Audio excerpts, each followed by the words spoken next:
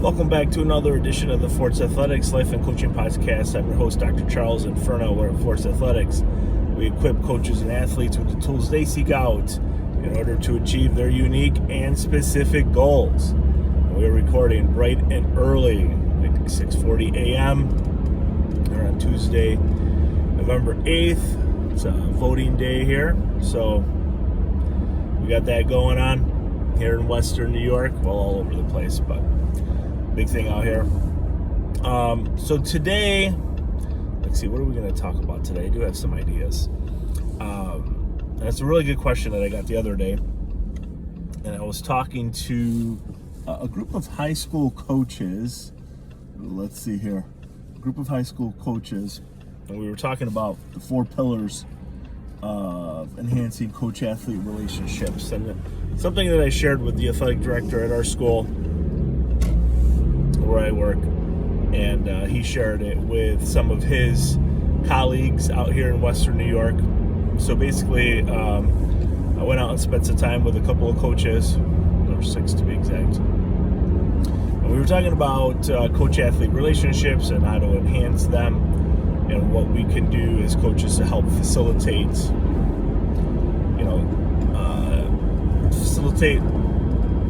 building up an environment and a culture to do that, right? To better engage athletes, to help them feel more engaged with their team, and just things that I typically talk about on the episodes here all the time. So I talked about having an understanding of your coaching philosophy, being able to communicate that philosophy, how to hold your athletes and coaches to a certain extent, which is what we talked about with these high school coaches, accountable to their expectations, and then how to create a nurturing environment, that support system, right?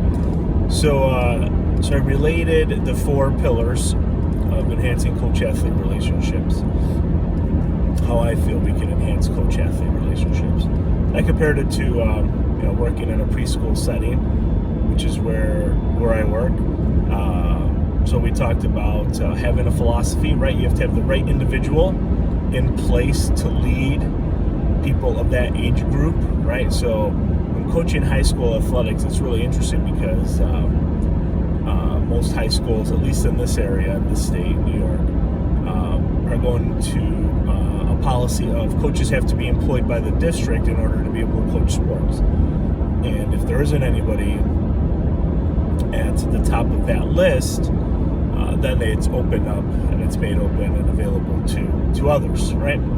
Which is interesting because not all, some instances, you might know of some, there are coaches that might not be in it for the right reasons. And it's really easy to tell, at least at that setting. I can. I'm sure everybody else who might be listening can also, or watching. Coaches that are there for maybe an additional stipend, and they're not really there to help get athletes where they want to go by effective coaching, right? So having an understanding of what your philosophy is, what are some central tenets, what do you value as an individual, and how does what you value coincide with your philosophy. Usually the activity that we lead initially helps us figure that out. Have coaches lay out what their coaching philosophy is, right? Have them write it out, and then we talk about some values, like things that are important to us as individuals. So after we write out our values, we'll come back to our philosophy and see if, do they match up? Does what we believe as a coach match up to what we believe in as an individual?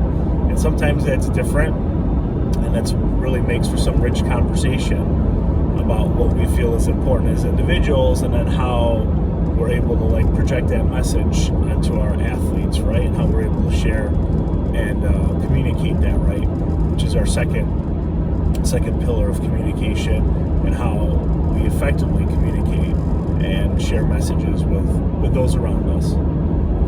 Now, as we share those messages and we talk about accountability, we have a couple of like time management activities, not so much for the coaches to keep track of their own time management skills, but how they can better share and create maybe a sense of urgency with their athletes when it comes to what is, what's the right way of putting it? Like what's important to them, right? So if we have athletes that complete goals and write out goals or expectations of themselves for the season, how do they hold themselves accountable to those goals? And we spend a lot of time as coaches talking about that, sharing like tips and strategies as far as like time management and what's important and how to facilitate that conversation with the athletes that they're working with. And the last pillar about creating a system of support, or in preschool, you have to hold their hands every once in a while and let them know everything's going to be okay. The first kind of like coaching session that I led with some individuals, nobody asked any questions after the fact. And either that's really good or really bad. Either I did such a wonderful job, which 99% of the time, maybe not, that nobody has any questions, they want to get out of there,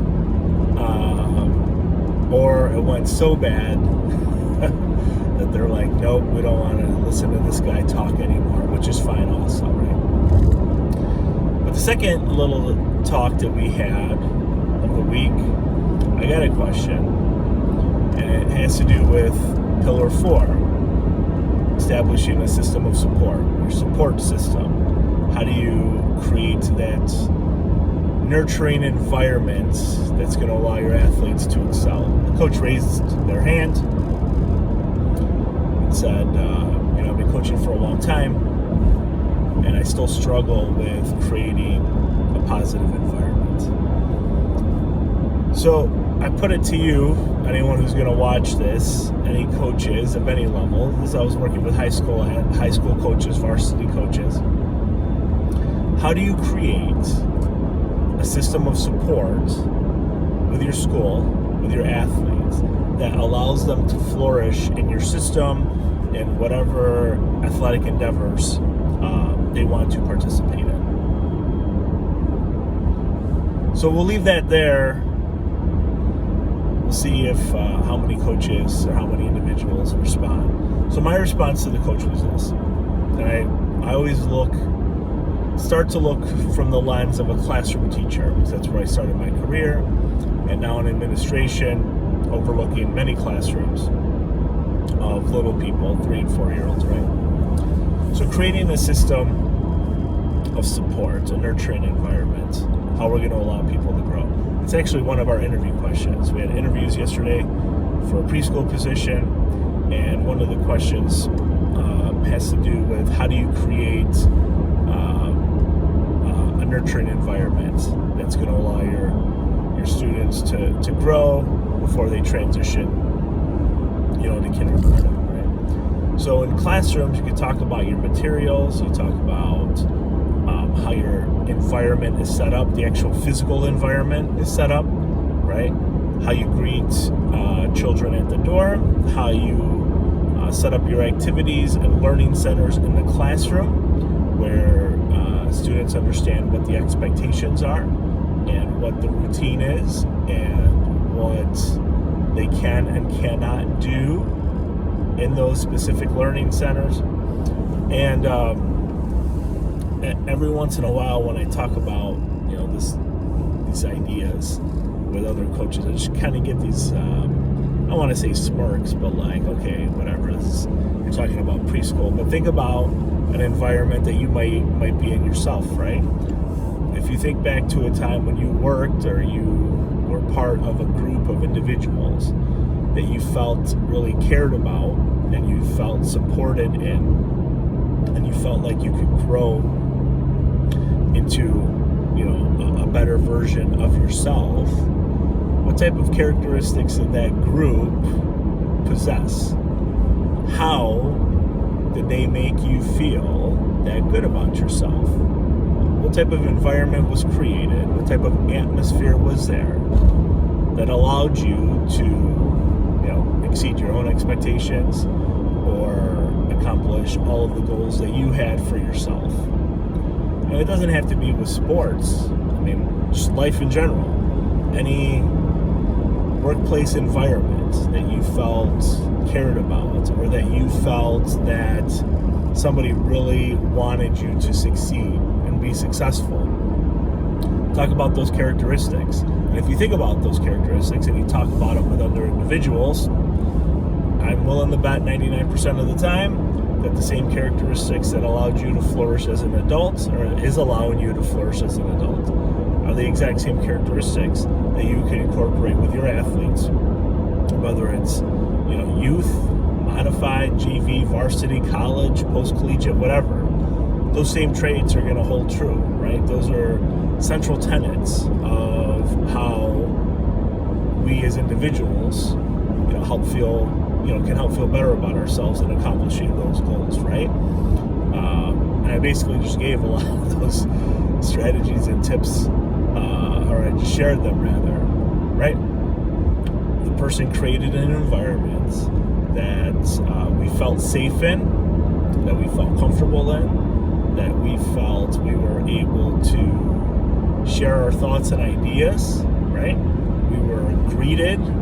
There was somebody that maybe went out of their way, hey, good morning, how's your day going? And genuinely meant, how is your day going? When engaging, rather than that 2 or 3 second, hey, how are you? I'm doing well. How are you? I'm doing well. Are you able to make eye contact with those individuals and express and show some body language that lets them know that, this person really does care about me. Those are all really just interesting traits, right? Not even traits. Those are just being a good person, as I think what it comes down to, and being there for the right reasons and having the right motivation to want to help athletes excel and perform at their very best. And like I said, I always come back to being a classroom environment because that's what I know. I've never been in the corporate world or anything like that, but I'm willing to bet that setting up those nurturing environments in the corporate world is the same as how you're going to set up a nurturing environment in basketball or hockey or track or baseball or soccer or insert any sport.